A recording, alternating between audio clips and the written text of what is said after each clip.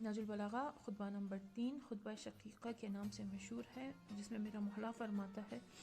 خدا کی قسم فرزند ابو قحافہ نے پہلوان خلافت پہن لیا، حالانکہ وہ میرے بارے میں اچھی طرح جانتا تھا کہ میرا خلافت میں وہی مقام ہے جو چکی کے اندر اس کی کلی کا ہوتا ہے۔ میں وہ کوئی بلند ہوں جس پر سے سیلاب کا پانی گزر کر نیچے گر جاتا ہے اور مجھ تک پرندہ بھی پر نہیں مار سکتا۔ اس کے باوجود میں نے خلافت کے آگے پردہ لٹکا دیا اور اس سے پہلو تہی کر لیا اور سوچنا شروع کیا کہ اپنے کٹے ہوئے ہاتھوں سے حملہ کروں یا اس سے بیانہ تیرگی پر صبر کر لوں، جس میں سن رسیدہ بالکل ضعیف اور بچہ بوڑھا ہو جاتا ہے اور مومن اس کی جد و جہد کرتا ہوا اپنے پروردگار کے پاس پہنچ جاتا ہے۔ مجھے اس اندیر پر صبر ہی نظر آیا، لہٰذا میں نے صبر کیا، حالانکہ آنکھوں میں غبار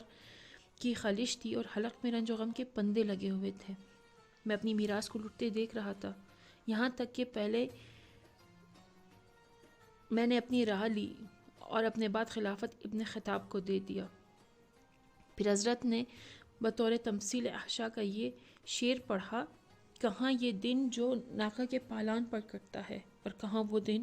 جو عیان بردار جابر کی صحبت میں گزرتا تھا۔ تعجب ہے کہ وہ زندگی میں تو خلافت سے سبکدوش ہونا چاہتا تھا،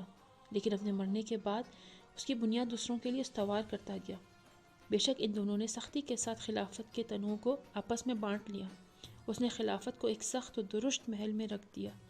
جس کے چرکے کھاری تھے، جس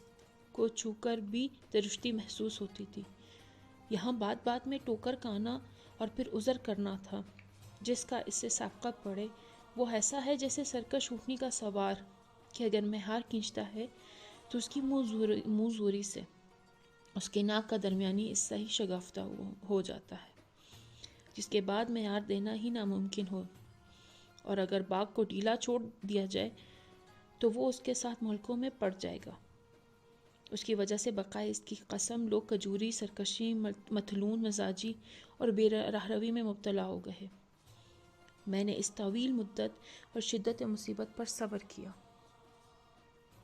یہاں تک کہ دوسرا بھی اپنی راہ لگا اور خلافت کو ایک جماعت میں محدود کر گیا، اور مجھے بھی اس جماعت کا ایک فرد خیال کیا۔ ہے اللہ، مجھے اس شہوارہ سے کیا لگاؤ، ان میں کہ سب سے پہلے کے مقابلے ہی میں میرے استحقاق و فضیلت میں کب شک تھا، جو اب ان لوگوں میں بھی شامل کر لیا گیا ہوں۔ مگر میں نے یہ طریقہ اختیار کیا تھا کہ جب وہ زمین کے نزدیک ہو کر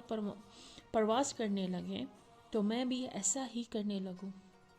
اور جب وہ اونچے ہو کر اڑنے لگیں تو میں بھی اسی طرح پرواز کروں، یعنی حتی الامکان کسی نہ کسی صورت سے نباہ کرتا رہوں۔ ان میں سے ایک شخص تو کینہ و عناد کی وجہ سے مجھ سے منحرف ہو گیا، اور دوسرا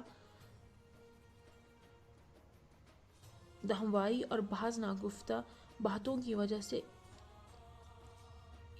ادھر مہجک گیا، یہاں تک کہ اس قوم کا تیسرا شخص پیٹ پلائے سرگین اور چہرے کے درمیان کھڑا ہوا، اور اس کے ساتھ اس کے بھائی بند